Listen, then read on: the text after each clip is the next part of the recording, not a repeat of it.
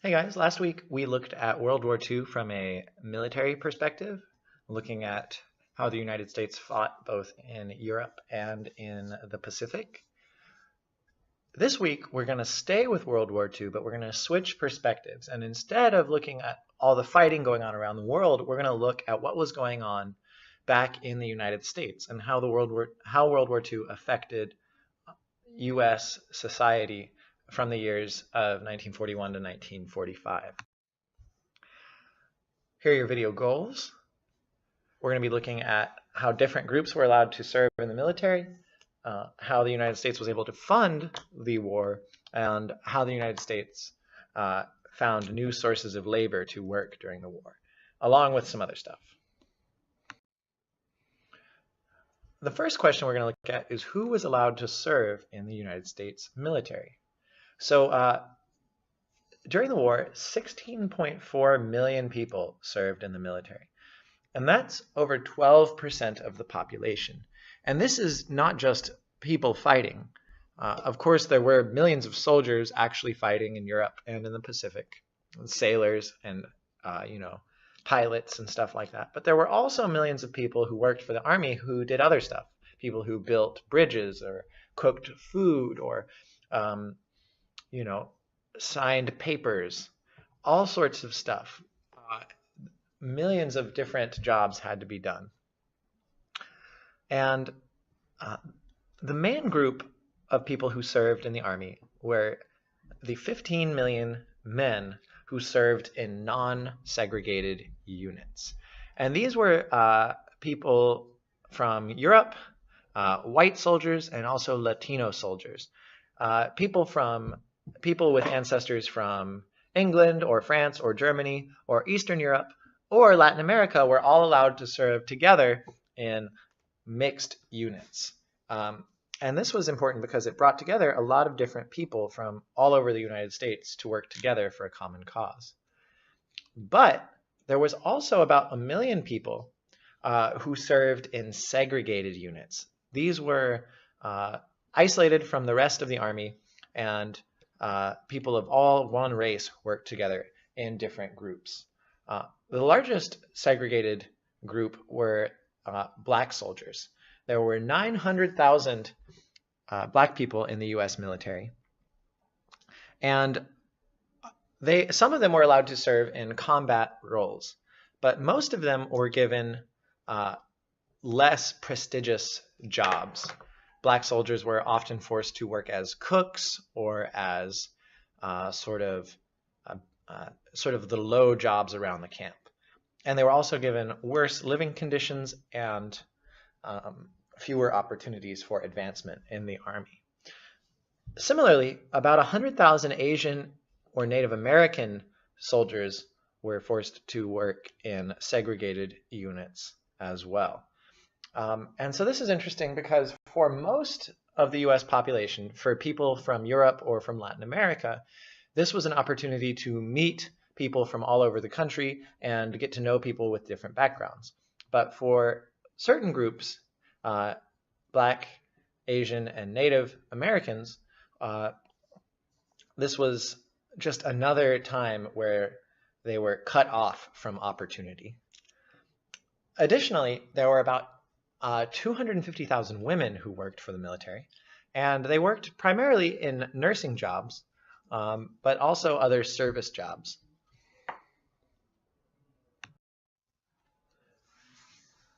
Another thing that was important during the war was explaining to the United States population why we were fighting.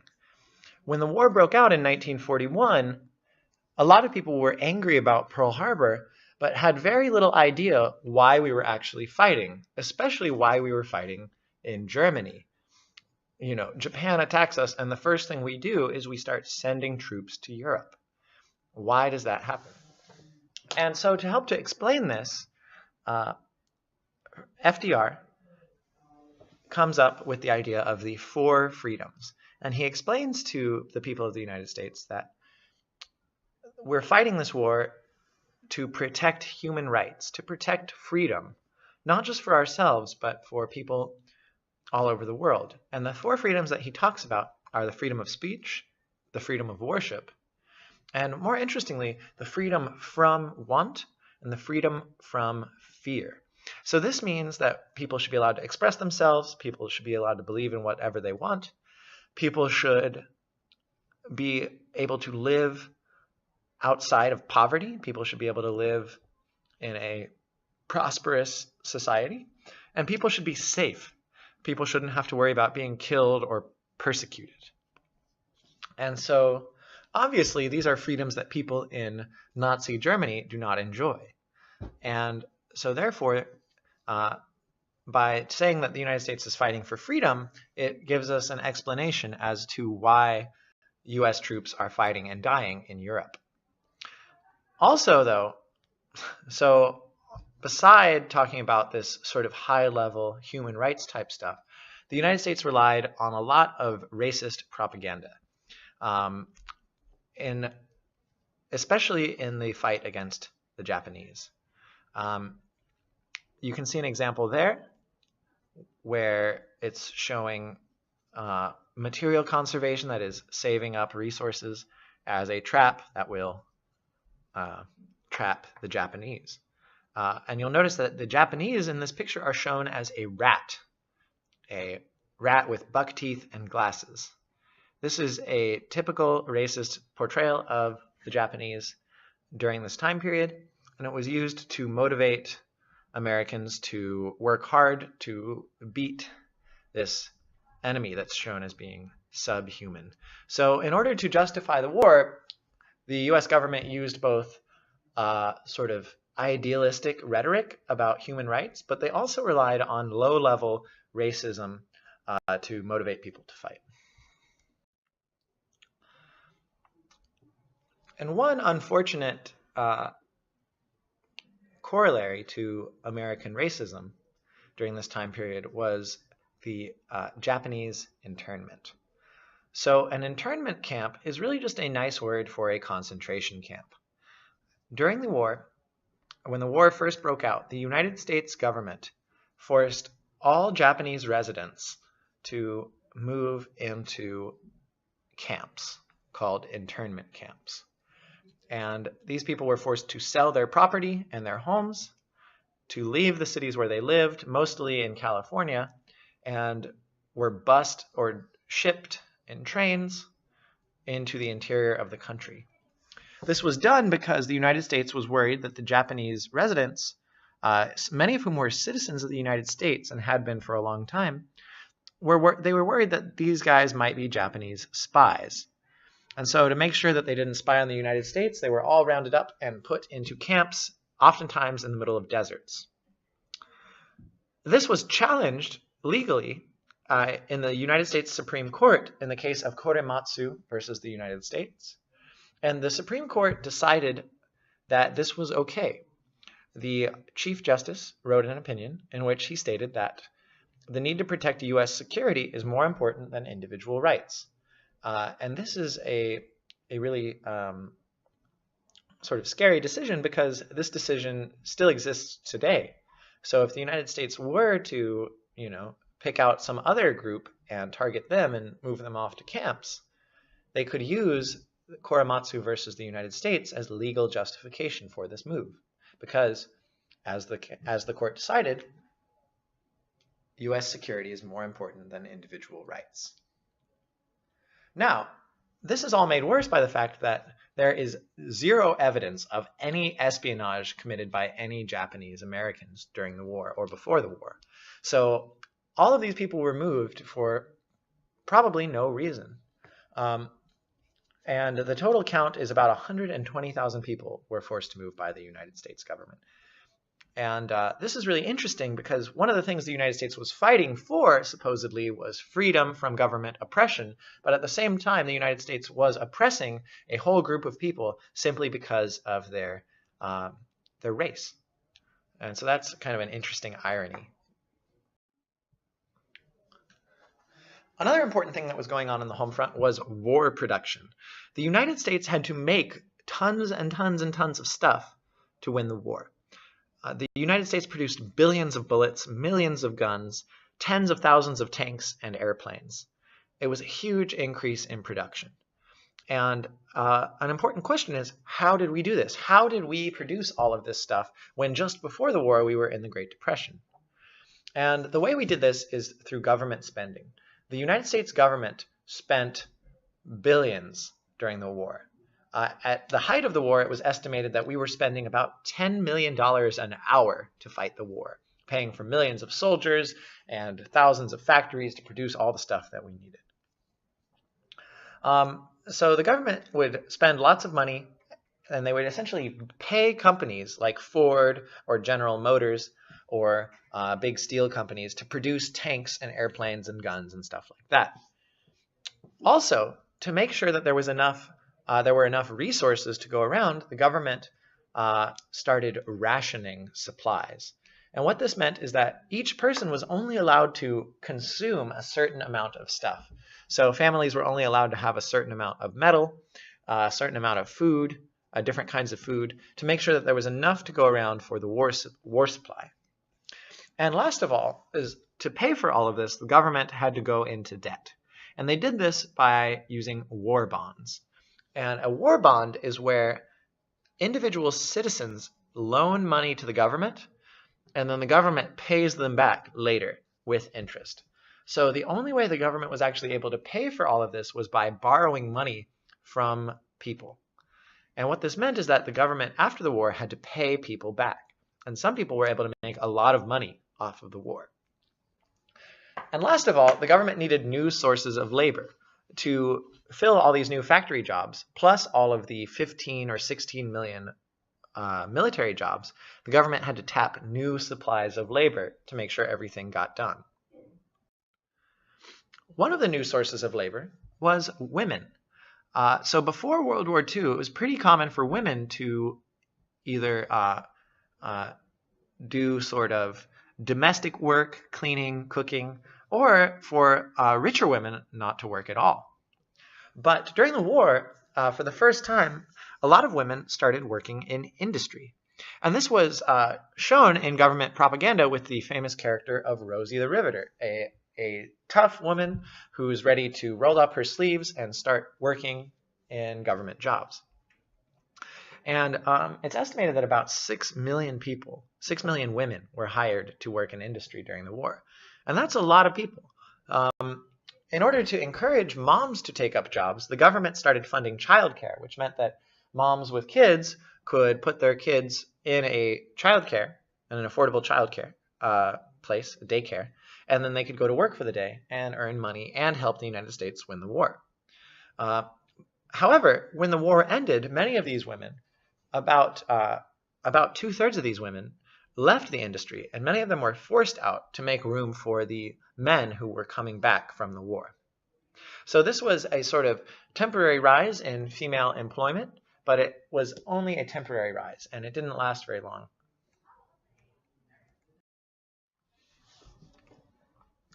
Another new source of labor was immigrants from Mexico, and this is called the Bracero program. It is the government program that legally allows Mexican workers to come from Mexico and to work in the western United States on farms.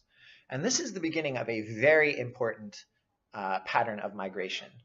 Now, people from the Mexican border had been coming over to the United States since the Mexican-American War. But the numbers began to increase with the Bracero program and would increase drastically after the war. So what had happened is that many farm workers out west had been drafted and had to go to war. And that meant that farms couldn't do all the work that they needed. So they brought in Mexican workers to do those jobs. And during the war, about 150,000 workers came from Mexico to live in the United States. And while this was good because it provided work for the United States and helped the United States to feed its soldiers and to feed its allies, there was also a lot of conflict between white landowners and Mexican farm workers.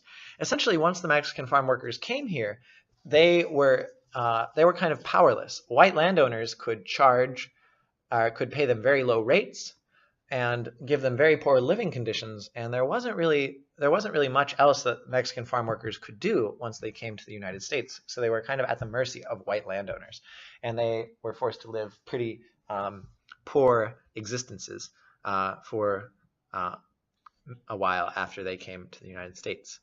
But nevertheless, this paved the way for future waves of immigration as more and more people from Mexico came north seeking opportunity by working in U.S. agriculture.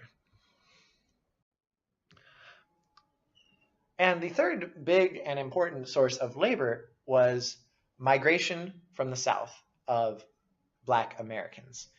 And this is known by some as the Second Great Migration. You guys might remember that the First Great Migration happened during World War I, and the Second Great Migration began during World War II. And during World War II, about 1.6 million Southern Blacks leave their jobs in the South and move either to Western or Northern cities. And they did this partially for better pay, but partially to escape the oppressive Jim Crow laws of the South. However, when they get to the Northern and Western cities, they still face discrimination. Even in the face of wartime shortages, factory owners are unwilling, in some cases, to hire Black workers. In order to fight against this discrimination, Black workers organize under the leadership of Philip A. Randolph, who organizes one of the first big public demonstrations that will be echoed later in the Civil Rights Movement. And this is called the Negro March on Washington, in which Black workers organize and march to demonstrate their dedication to equal rights. And as a result of this and other pressures placed on him, FDR calls for a ban on racial discrimination, but only in war industries. So notice that means that in all other industries, Black workers can still be discriminated against. So this is a very limited victory. But this paves the way for future civil rights activism. And what Martin Luther King and other nonviolent protesters do in the 50s is sort of a larger expression of what we see Philip A. Randolph doing in the 1940s. And so let's zoom out for a second. During the war in the United States, there's both movements of national unity, but also we see certain divisions within the United States exposed. So in terms of bringing the country together, what we see is that Americans from all over the country, people who have never talked to each other before, end up working closely together, and we see a new sense of national unity. Italian immigrants from New York, German immigrants from Michigan and Wisconsin, Southern farm workers, Western farm workers, all are serving together in the army. And when they come back to the United States, they have a new sense of sort of American unity. Also, people from all over the country move around. So you have Southerners living in the North, you have Northerners working on army bases in the South, and this leads to a sort of more unified national culture. But you also see a lot of old divisions becoming worse and sort of being exposed by the war. You see racial divisions both in labor and in the army itself. You see gender divisions where women are called upon to serve during the war, but then forced back into their old-fashioned roles after the war is over. And economic divisions with workers, especially minority workers, facing discrimination and hardship at the hands of usually white business owners and landowners. And last of all, this marks the end of the Great Depression. During the war, you see 100% employment. Everybody who wants a job can find a job. And you see increasing production. So the economic hardship of the Depression is over. And after the war is over, this is going to set the stage for an incredible period of economic growth and prosperity during the 1950s. So this is some stuff we're going to keep looking at in future lessons.